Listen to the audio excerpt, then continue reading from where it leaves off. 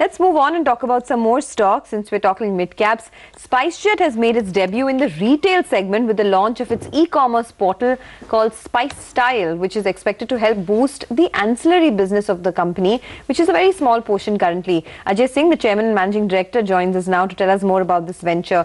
Mr. Singh, good morning. You've partnered with Amazon to sell SpiceJet merchandise. What kind of additional revenue can we expect from this? SpiceJet's objective is to try and increase ancillary revenue wherever possible, and we sell some merchandise on board.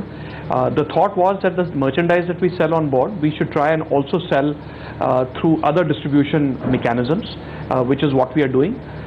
We have partnered with Amazon, and we will be partnering with other marketplaces and try and sell some merchandise and add to the ancillary revenue that SpiceJet currently earns. Ajay, good morning. So what's the current share of ancillary revenue and what it is likely to be? When we started this process of trying to turn around SpiceJet, ancillary revenues were around 5 or 6% of total revenue. This has since gone up to about 16% of the total revenue. And with the deals that we are doing over the course of by the end of this year, we expect that ancillary revenues will be closer to 18 or 19% of total revenue. 18 or 19%. Well, in Q4 there was a significant increase in fuel costs. I mean, I'm coming back to your 80% business, and there was a decline in yields which impacted profits. But now fuel prices have come off. So how should we look at FY18? Well, than FY17, but let's see how things go. I mean, at this time, the market continues to grow. As you said, cost is coming off a little bit. Yields are hardening. So hopefully we have a good financial year. So how is the competitive situation currently, Mr. Singh? Do you see further pressure as far as yields are concerned? Because almost all of FY17 was spent with lower yields for the industry. Competitive intensity always has been pretty strong, and airlines continue to add capacity, and it takes time, for adjustment of that capacity. We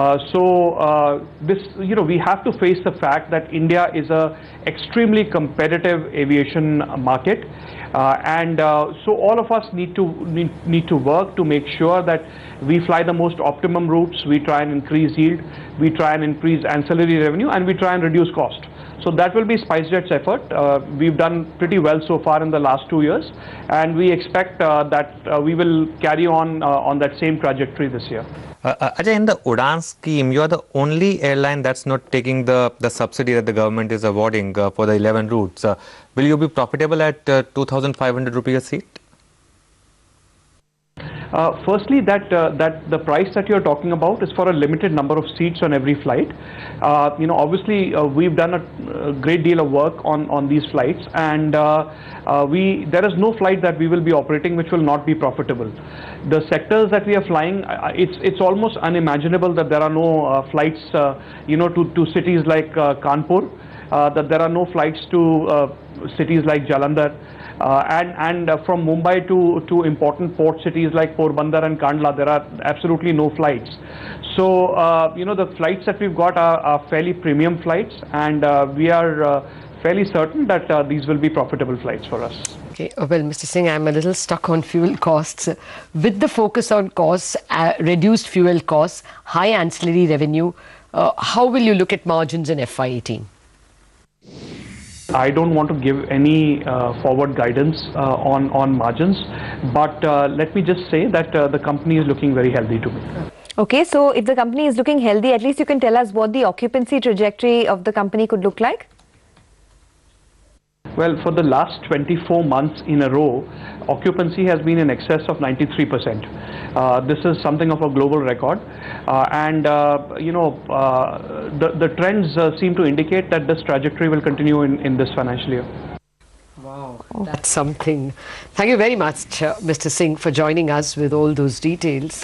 That's a genuinely profitable number. It is. Our research team is just alerting us about Yes Bank and the fact that that stock is coming under pressure now. So just pull up the chart on Yes Bank. This is a note that is coming actually from Suresh Ganpati of Macquarie. This is a guess that Suresh is making that